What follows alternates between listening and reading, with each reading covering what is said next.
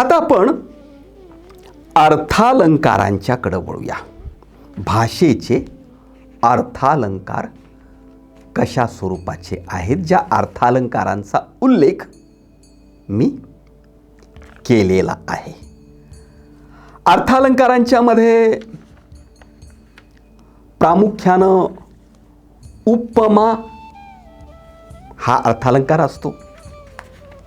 म्हणजे कशाला तरी कशाची तरी उपमा देणे. अत्यंत बारीक कंबर जिची असेल त्या कमरेला सिंहकटी अशी उपमा दिली जाते बारीक कमरेसाठी, आहे की नाही. चालणं, मोहक अशा प्रकारचं चालणं एखादीचं असेल तर त्या चालण्याला ही ते हरिणीसारखं चालणं आहे, ते मोरणीसारखं चालणं आहे, किंवा ते चालणं अधिकच मोहक असेल तर चांदणे शिंपीत जाशी चालता तू चंचले अशी म्हणली. चांदणे शिंपीत जाशी चालता तू चंचले. हे तिचं चालणं म्हणजे जणू चांदणे शिंपीत जाणं आहे, अशा प्रकारची मांडणी येते. उत्प्रेक्षा नावाचा जो अलंकार असतो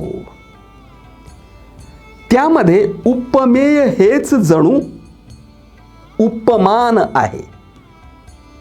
म्हणजे ज्याचं वर्णन करायचंय, तीव्रतेनं सांगायचंय, नेमकेपणानं सांगायचंय, कुठली तरी उपमा देऊन सांगायचंय, म्हणजे उपमान देऊन सांगायचंय, तेच जणू उपमान आहे, अशी मांडणी जिथे येते तिथे उत्प्रेक्षा हा अलंकार होत जातो. उदाहरणार्थ, एखादा मनाचा उदार माणूस आहे तर त्याच्याबद्दल काय उदार आहेस तू असं नाही, तू जणू कर्णच आहेस. म्हणजे कर्णासारखा उदार आहेस नव्हे, तू जणू कर्णच आहेस. म्हणजे उपमेय जणू उपमानच आहे अशा अर्थानं. कर्णासारखा उदार न म्हणता तू जणू कर्णच आहेस. किंवा बळीराजा हा उदार राजा होता, तू जणू बळीराजाच आहेस. तू बळीराजा सारखा आहेस असं नव्हे, तर तू जणू बळीराजाच आहेस. एखाद्याचं कर्तृत्व सर्वत्र पसरलेलं असेल तर तो जणू तळपणारा आहे. तू जणू तळपणारा सूर्यच आहेस. सूर्यासारखा तळपतोस असं नाही, तर तू जणू तळपणारा सूर्यच आहेस. अशा प्रकारची मांडणी जेव्हा होते तेव्हा उत्प्रेक्षा हा अलंकार होत असतो. अपनुती हा एक अलंकार आहे. अपनुती. तर अपनुती हा अलंकार काय आहे? अपनुती हा शब्द आपण नेहमीच्या भाषेमध्ये काही वापरत नाही, म्हणून त्याचा अर्थ मला सांगितला पाहिजे. अपनुती म्हणजे झाकणं, लपवणं. म्हणजे काय झाकणं? यामध्ये ज्या वस्तूचं वर्णन करायचंय ती झाकायची आणि मग तिचं वर्णन करायचं, ही पद्धती यामध्ये होते आहे. अपनुती म्हणजे झाकणं, लपवणं. म्हणजे उपमानाला झाकून ते जणू उपमेयच आहे अशा प्रकारची मांडणी जिथे केली जाते तिथे अपनुती हा अलंकार होत असतो. उदाहरणार्थ, एखाद्या नर्तिकेच्या नाचण्याबद्दल एखादा कवी मनाचा माणूस असं म्हणेल, अहो ही नर्तिका कसली, ही नर्तिका नाही, ही थुई थुई नाचणारी, थुई थुई धुंदीत नाचणारी जणू मोरणीच आहे, अशा पद्धतीची मांडणी तो त्या संदर्भात करू शकतो. यानंतर आणखी एक महत्वाचा जो अलंकार आहे तो म्हणजे रूपक. रूपकामध्ये काय घडतं तर रूपकामध्ये उपमेय आणि उपमान यामध्ये एकरूपता दाखवली जात असते. उपमेय आणि उपमान हे एकरूप झाल्याचं जिथं दाखवलं जातं तिथे रूपक घडत असतं. उदाहरणार्थ एखादा लठ्ठ माणूस, त्याच्या लठ्ठपणाचं लक्षण हत्तीच्या लठ्ठपणाशी जोडून तो हत्तीसारखा आहे असं नव्हे, तर तो हत्तीच येतो आहे असं सांगण्यामध्ये, असं म्हणण्यामध्ये रूपक प्रक्रिया झालेली असते. रूपक प्रक्रिया झालेली असते. एखादा बुद्धिमान माणूस, अत्यंत बुद्धिमान, अत्यंत ज्ञानी माणूस, त्याची तुलना एखाद्या इतिहासातल्या कुठल्या ज्ञानी माणसांशी करायची झाली तर तू त्यांच्यासारखा ज्ञानी आहेस, किंवा अतिशयोक्ती करायची झाली तर तू नसून तो आहे. उदाहरणार्थ भारतामध्ये अत्यंत ज्ञानसंपन्न माणूस म्हणजे डॉक्टर बाबासाहेब आंबेडकर. जगातल्या ज्ञानी माणसांच्या मध्ये डॉक्टर बाबासाहेब आंबेडकर हे आधुनिक कालखंडातले अत्यंत ज्ञानी महापुरुष. मग त्यांच्यासारखी चिकित्सा, बुद्धिमत्ता अशा प्रकारची भाषा कोणी वापरायला लागला तर तो जणू बाबासाहेबच आहे असं एखाद्याला म्हटलं तर ते अतिक्त होईल, अतिशयोक्त होईल. परंतु तसं जेव्हा म्हटलं जातं तेव्हा रूपक हा अलंकार वापरला जातो. अशा पद्धतीनं अनेक उदाहरणं या संदर्भामध्ये आपणाला देता येऊ शकतात. त्यानंतर व्यतिरेक हा एक महत्वाचा अलंकार आहे. व्यतिरेक हा शब्दही आपण नेहमीच्या बोलण्यामध्ये काही फारसा वापरत नसतो, म्हणून त्याचा अर्थ सांगणंही मला गरजेचं वाटतं. व्यतिरेक म्हणजे आधिक्य, अतिरिक्त, अधिकचं होणं, अतिरिक्त होणं किंवा अधिक दाखवणं, अतिरिक्त दाखवणं असं. हा व्यतिरेक जो अलंकार असतो, या व्यतिरेकाच्या माध्यमातूनही कवी आपल्या कवितेतली परिणामकारकता अधिक प्रमाणामध्ये वाढवत असतो व्यतिरेकाच्या माध्यमातून. आणि या माध्यमातून हा जो अर्थ वाढवण्याचा कवीनं प्रयत्न केलेला असतो तो उपमान जे आहे त्या उपमानापेक्षाही उपमेयाला सरस दाखवणं, अधिक दाखवणं, अशी मांडणी जिथे येते तिथे व्यतिरेक या अर्थालंकाराचा वापर केला जात असतो. उदाहरणार्थ तू माऊलीहुनी मायाळ, चंद्राहुनी शीतळ, पाण्याहुनी पातळ, कल्लोळ प्रेमाचा. तू माऊलीहुनी मायाळ, चंद्राहुनी शीतळ, पाण्याहुनी पातळ, कल्लोळ प्रेमाचा. अशा पद्धतीनं हा अनुभव व्यतिरेकाच्या अलंकाराच्या माध्यमातून अधिक नेमका किंवा त्याची आधिक्यता तीव्रतेनं प्रकट केलेली आपणाला दिसून येते. व्यतिरेकाच्या नंतर अनन्वय हा एक महत्वाचा अलंकार असतो. अनन्वय म्हणजे काय? या शब्दाचा अर्थ अनन्वय संबंध म्हणजे दुसऱ्याशी संबंध.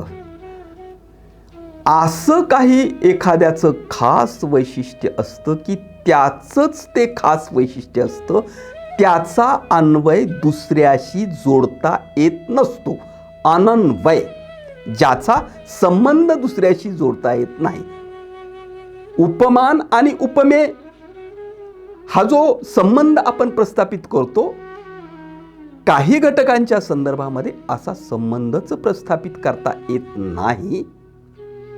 अशा प्रकारची स्थिती जिथे असते तेव्हा त्याच्यासारखाच तो, तुझ्यासारखा तूच, आहे की नाही? कर्णासारखा पराक्रमी कर्णच, आहे की नाही? भीमासारखा बलदंड भीमच, किंवा महाभारतातलं उदाहरण युधिष्ठिरासारखा सत्यनिष्ठ युधिष्ठिरच. अशी मांडणी केली जाते तेव्हा त्याला दुसरा पर्यायच नाही. तुझ्यासारखा वक्ता तूच, त्याला पर्यायच नाही. अशा पद्धतीची मांडणी केली जाते तेव्हा तो अनन्वय नावाचा अलंकार असतो. त्यानंतर भ्रांतिमान हा एक अलंकार आहे आणि त्याचाही वापर कळत नकळतपणे वेगवेगळ्या पद्धतीनं कवी आपल्या कवितेमध्ये करतच असतात. भ्रांतिमान म्हणजे उपमानाच्या जागी उपमेयच आहे. उपमानाच्या जागी उपमेयच आहे अशा प्रकारचा भ्रम जेव्हा निर्माण केला जातो किंवा जेव्हा निर्माण होतो तेव्हा भ्रांतिमान नावाच्या अलंकाराचा वापर केला जात असतो. आपल्या पुराण कथांच्या मध्ये नळ दमयंतीची प्रेमकथा ही अत्यंत प्रसिद्ध कथा आहे. वेगवेगळ्या पुराणामध्ये, वेगवेगळ्या समाज व्यवस्थेमध्ये, वेगवेगळ्या संस्कृतीमध्ये वेगवेगळ्या कथा असतात. प्रेमाची प्रतीकं म्हणून ज्याप्रमाणे हीर रांझा वगैरे हे उदाहरणं सांगितली जातात, तसं नळ दमयंती ही प्रेमाची एक जोडी पुराण कथांमध्ये मांडलेली आपणाला दिसून येते. त्यांचं प्रेम दुष्यंत शकुंतला हे महाभारतामध्ये सांगितलेलं आहे. नळ दमयंतीच्या संदर्भामध्ये मांडणी करत असताना त्या आख्यानाच्या मध्ये तो एक कमळाचं फूल, उमललेलं फूल पाहतो आणि कमळाचं उमललेलं फूल जे असतं त्या फुलाच्या भोवती भुंगे गुंजारव करत असतात.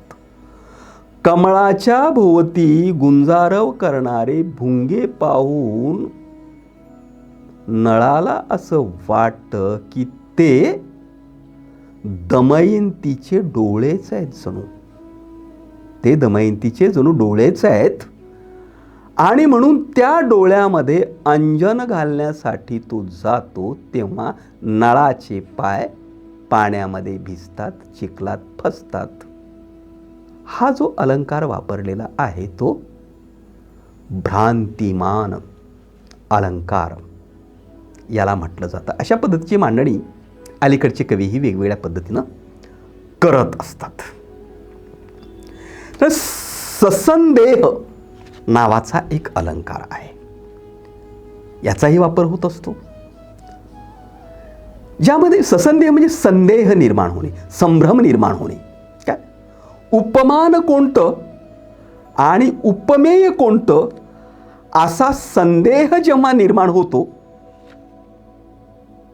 तेव्हा ससंदेह अलंकार वापरला जात असतो. उदाहरणार्थ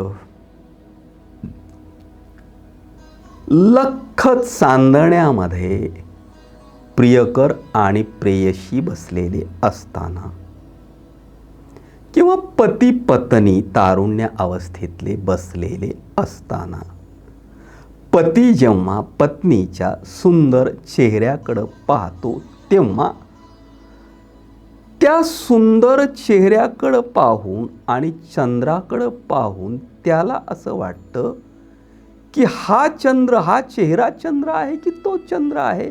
अशा प्रकारचा संदेह त्याच्या मनामध्ये निर्माण होतो. आता अर्थात त्याच्यामध्ये अतिशयोक्ती आहे. म्हणजे चेहराच चंद्रासारखा वाटणं, चेहरा चंद्र आहे की चंद्र चंद्र आहे की हा चेहरा चंद्र आहे असा संभ्रम निर्माण होणं तसं अतिशयोक्तीच्या पातळीवरती जाणंच या संदर्भामध्ये म्हणता येईल. परंतु असं होतच असतं कवितेमध्ये, हा प्रकार मोठ्या प्रमाणामध्ये होतच. आणि म्हणून त्यातून कोणता मानू चंद्रमा, भूवरीचा की नभीचा, असं आपल्या सखीसाठी तो म्हणू शकतो. तो म्हणतो कोणता मानू चंद्रमा, भूवरीचा की नभीचा. यामध्ये ससंदेह या अलंकाराचा वापर केलेला आहे असं आपणाला म्हणता येईल. अतिशयोक्ती हा देखील एक अलंकारच असतो. जे आहे त्यापेक्षा अतिशयोक्त करून सांगणं, म्हणजे जे अशक्यतेच्या पातळीवरती वाटतं, जे शक्यच होऊ शकत नाही असं वाटतं, अशा अशक्यतेच्या पातळीवरती नेऊन कवी जेव्हा मांडणी करतो तेव्हा अतिशयोक्ती अलंकार हा घडत असतो. अलीकडच्या कालखंडामधले बरेचसे कवी अतिशयोक्ती या अलंकाराचा वापर करतच असतात, मोठ्या प्रमाणात करत असतात.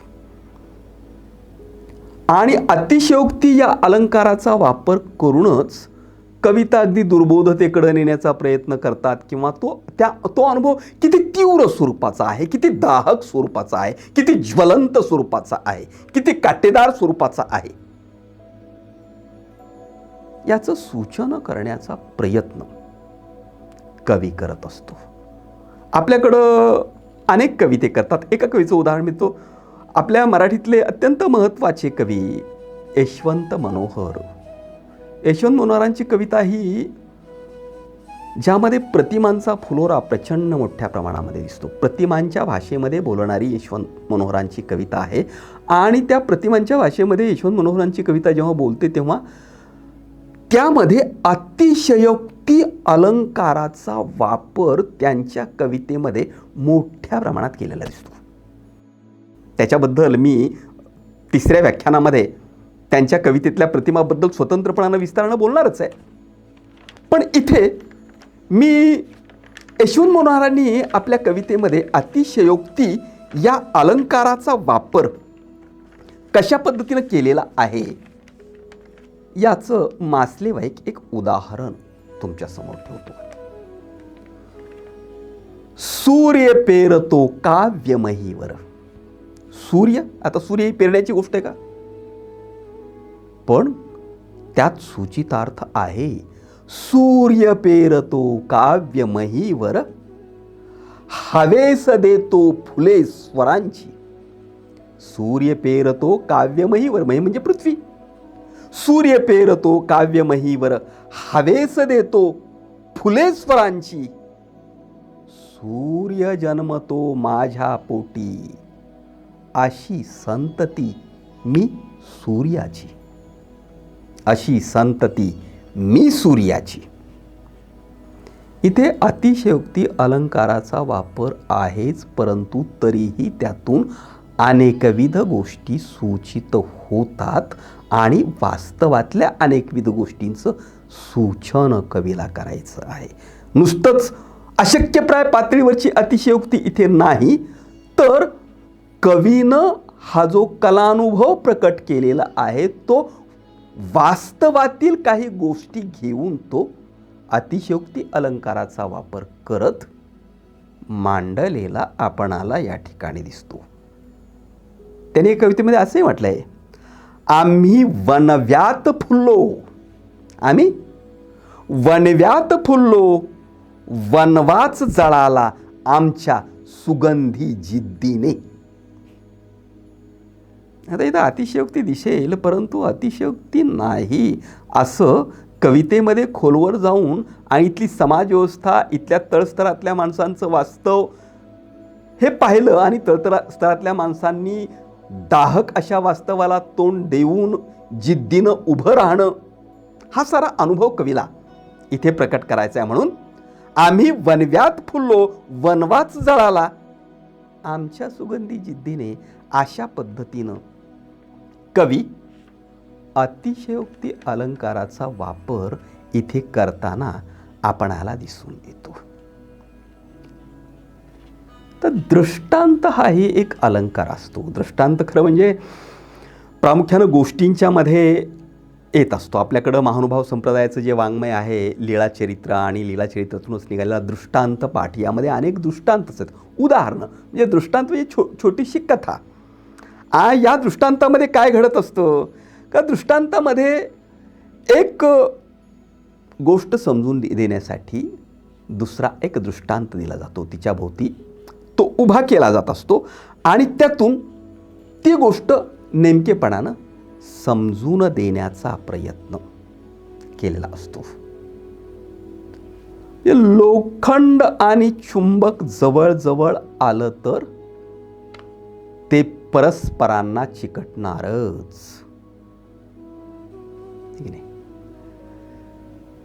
त्याप्रमाणे सज्जन माणूस दुर्जन माणूस सज्जनाच्या संगतीमध्ये आला तर तो सुधारणारच. अशी काही उदाहरणं, अशी काही दृष्टांत देऊन ती मांडणी त्यामध्ये केली जात असते. त्यातून दृष्टांत हा अलंकार होत असतो. अर्थांतरन्यास नावाचा एक अलंकार आहे. अर्थांतरन्यास या अलंकारामध्ये काय होतं?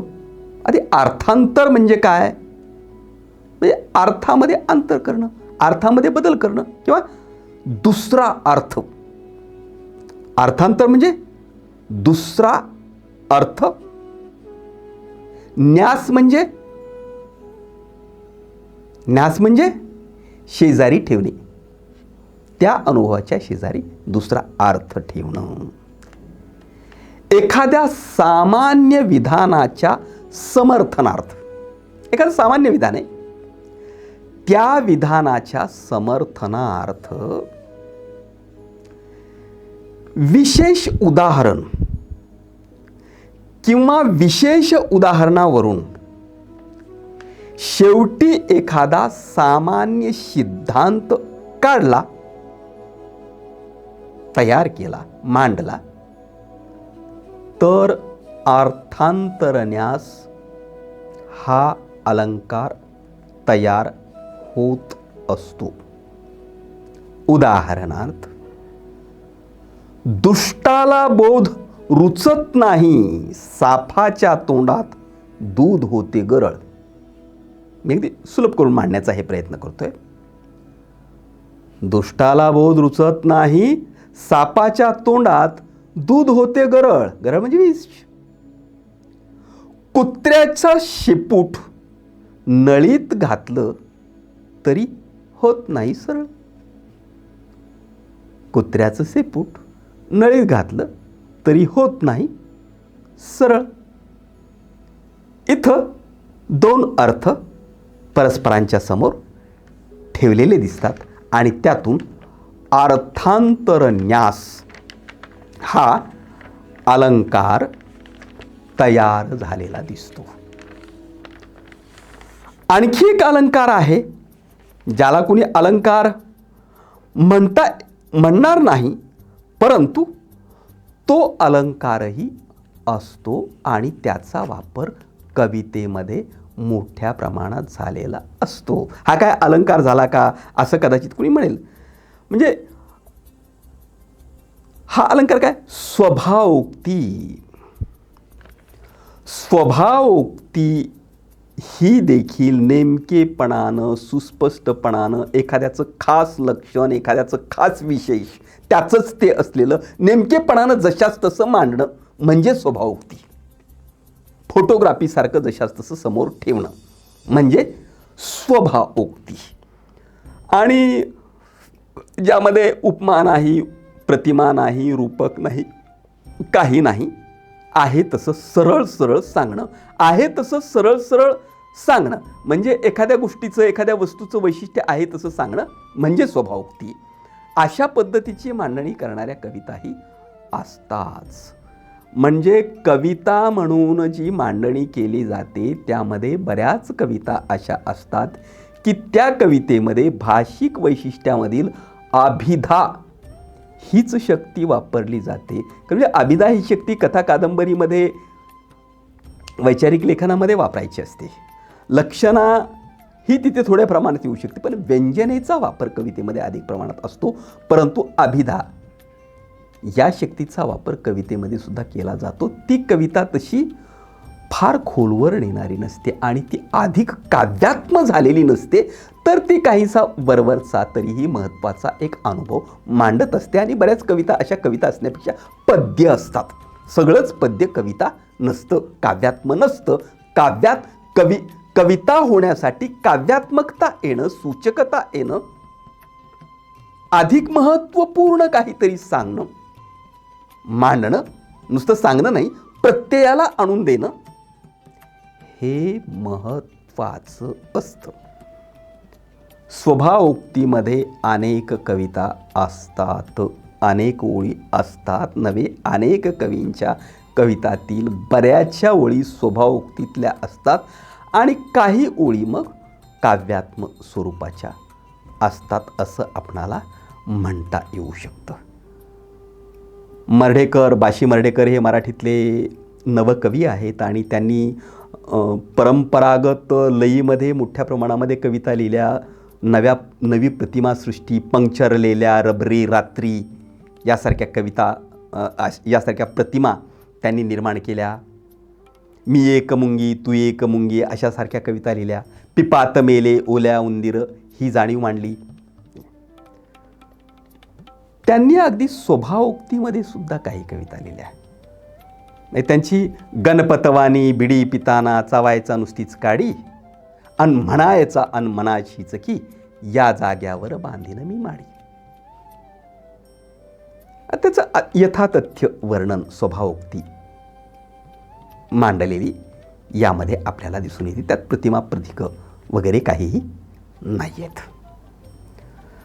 अगदी काही गोष्टीच्या संदर्भात चिंतन मांडणं, विचार मांडणं हे देखील स्वभावोक्ती या सरळ साध्या अलंकारामधून होत असतं. आपल्या शाहीर कवींनी अशी मांडणी केलेली आपणाला दिसते. आपल्या परंपरेमधील शाहीर अनंत फंदी हे एक महत्त्वाचे शाहीर होते आणि त्यांनी लिहिलेला फटका हा स्वभावोक्तीचंच उदाहरण आहे. परंतु फटका स्वभावोक्तीमध्ये असून देखील तो उपदेश करण्याच्या दृष्टिकोनातून त्यातल्या अनेक ओळी अत्यंत महत्त्वाच्या आहेत. त्या ओळी तुम्हाला काही तुमच्यासमोर काही ठेवतो जी स्वभावोक्तीचं उदाहरण म्हणून आपणाला विचार मांडण्याच्या संदर्भामध्ये सांगता येऊ शकतं. प्रसिद्ध आहे अगदी, तुम्ही ऐकलं असेल. बिकट वाट वही वाट नसावी, धोपट मार्गा सोडू नको. बिकट वाट वही वाट नसावी, धोपट मार्गा सोडू नको. संसारामध्ये ऐस आपला उगाच भटकत फिरू नको.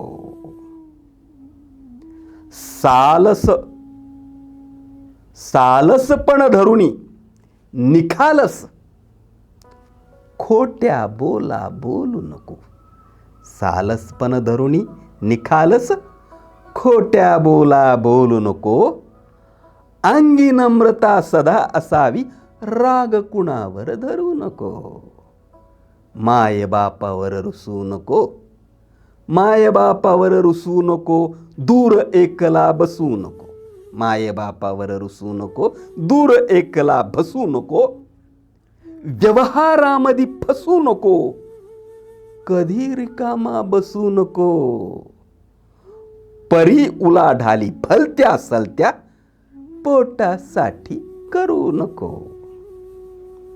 आता ही जी सारी मांडणी आहे, माणसाला वर्तनाच्या संदर्भामध्ये काही उपदेश करणारी मांडणी आहे. या मांडणीमध्ये अगदी स्वभावोक्ती आहे, म्हणजे उपमा प्रतिमा वगैरे काहीही नाहीत, क्लिष्टता नाहीत, गुंतागुंतीच्या नाहीत, तरीही स्वभावोक्तीच्या माध्यमातून एक महत्त्वपूर्ण अशा प्रकारचा उपदेश हा कवी यामध्ये करताना आपणाला दिसून येतो. अन्योक्ती नावाचा एक अलंकार वापरला जातो आणि तो व्यवहारामध्ये सुद्धा मोठ्या प्रमाणात वापरला. अन्य म्हणजे दुसरा, अन्याला दुसऱ्याला बोलणे, म्हणजे ज्याला बोलायचंय त्याला न बोलता दुसऱ्यावर घालून बोलणे, असा प्रकार जिथे होतो तिथे अन्योक्ती हा अलंकार असतो. असं संदर्भ या संदर्भामध्ये म्हणता येतं. लेकी बोले सुने लागे, सुनेला बोलायचं नाही तर सुनेला उद्देशून लेकीला टोचून बोलायचं, असा जो प्रकार असतो तिथे अशा स्वरूपाचा अन्योक्ती हा अलंकार घडत असतो. अन्योक्ती या अलंकाराचं एक उदाहरण मी तुम्हाला देतोय. इथं सारे बहिरेच बसतात लोक, इथं सारे बहिरेच बसतात लोक, का भाषण सुमधुर तू करतोस अनेक, का भाषण तू सुमधुर करतोस अनेक. इथे अशा स्वरूपाचा हा अन्योक्तीचा अलंकार घडलेला आपणाला दिसून येतो. याचाही वापर कवी मोठ्या प्रमाणामध्ये करत असतो. पर्यायोक्ती हा अलंकारही आहे. पर्यायोक्ती म्हणजे जे अनुभवाला आलंय की किंवा जे वास्तव आहे ते वास्तव सांगायची लाज वाटते, तेव्हा वेगळ्या पद्धतीनं माणूस जेव्हा त्याची मांडणी करतो तेव्हा पर्यायोक्ती हा अलंकार घडत असतो. उदाहरणार्थ, एखादी परीक्षा एका विद्यार्थ्यानं दिली आणि विद्यार्थ्यानं परीक्षा दिल्यानंतर त्या परीक्षेमध्ये तो नापास झाला, तर मग तो नापास झालेला विद्यार्थी मी नापास झालोय असं न म्हणता काय म्हणेल, परीक्षकांनी मला वन्स मोर दिला, परीक्षकांनी मला वन्स मोर दिला, म्हणजे पुन्हा एकदा परीक्षा दे असं सांगितलेलं आहे. अशा पद्धतीची मांडणी होती तेव्हा पर्यायोक्ती हा अलंकार वापरलेला आहे असं म्हटलं जातं. विरोधाभास हा देखील अलंकार असतो. म्हणजे एका विचाराच्या पुढे दुसरा विरोधी विचार मांडणं, परंतु त्यातून महत्त्वपूर्ण अशा प्रकारचं चिंतन प्रकट करणं, हे विरोधाभास या अलंकारामध्ये घडत असतं. स्वतःसाठी जगलास तर मेलास, स्वतःसाठी जगलास तर मेलास, दुसऱ्यासाठी जगलास तरच जगलास, यामध्ये विरोधाभास या अलंकाराचा वापर केलेला आपल्याला दिसून येतो. तर असंगती हा अलंकारही असतो. म्हणजे कारण एका ठिकाणी आहे आणि कार्य दुसऱ्याच ठिकाणी काहीतरी घडते असं जेव्हा दाखवलं जातं किंवा ज्याची मांडणी केली असं घडत असतं. कारण एके ठिकाणी, परिणाम दुसऱ्याच ठिकाणी होतो. काटा रुते कुणाला आणि आसव येतात कुणाला, दुसऱ्यालाच. असं कुणाला तरी काटा रुजतो आणि दुसऱ्यालाच आसव येतात. कुणाला तरी दुःख होतं, कुणाला तरी यातना दिल्या जातात आणि तिसऱ्यालाच दुःख होतं. हे असं घडत असतं. म्हणजे लेकराला वेदना होत असेल तर त्याची वेदना त्याच्या आईला होते, त्याच्या वडिलांना जास्त होते, असं जे घडतं. म्हणजे कारण एकीकडं आहे आणि कार्य दुसरीकडं घडतं. याची मांडणी जेव्हा कवी काव्यात्मक पद्धतीने करायला लागतो तेव्हा असंगती हा अलंकार घडत असतो. भारत आंबे यांच्या कवितेचं एक उदाहरण, त्यातल्या काही ओळी मी तुम्हाला तुमच्यासमोर ठेवतो. गुलाब माझ्या हृदयी फुलला, गुलाब माझ्या हृदयी फुलला, रंग तुझ्या गालावर खुलला. गुलाब माझ्या हृदयी फुलला आणि रंग तुझ्या गालावर खुलला, अशा पद्धतीचा हा असंगतीचा अलंकार असतो. व्याजस्तुती हा अलंकारही असतो आणि व्याजस्तुती या अलंकारामध्ये काहीशी व्याजस्तुती केली असते. उदाहरणार्थ कंजूस माणूस याच्याबद्दल मांडणी करत असताना, किती उदार आहेस रे तू, असं म्हणणं इथे व्याजस्तुती केलेली असते. त्याचबरोबर व्याजोक्ती अशा स्वरूपाचा अलंकारही वापरला जातो. एखाद्या गोष्टीचं खरं कारण लपवून दुसरंच काहीतरी कारण सांगणं, तिथे व्याजोक्ती हा अलंकार होत असतो. एखाद्या व्यक्तीला खरंच दुःख होतंय, दुःखानं रडू येतंय, आसवं डोळ्यामध्ये दिसतायत. अरे अरे का रडतोस, किंवा अरे अरे अगं अगं का रडतेस का, नाही नाही रडत नाही ग, डोळ्यामध्ये कचरा गेलाय म्हणून जरा पाणी आलंय, असं म्हणणं हा व्याजोक्तीचा प्रकार असतो. म्हणजे खरं कारण लपवायचं आणि दुसरंच काहीतरी सांगायचं, हे जिथं घडतं तिथे व्याजोक्ती हा अलंकार घडत असतो. चेतन गुणोक्ती हाही एक अलंकार वापरला जात असतो आणि हा अलंकार देखील कवी, आधुनिक कवी, अलीकडचे कवी मोठ्या प्रमाणात वापरत असतात. चेतन गुणोक्ती म्हणजे चेतन म्हणजे चेतना, चैतन्य, जिवंतपणा, त्याचं आरोपण.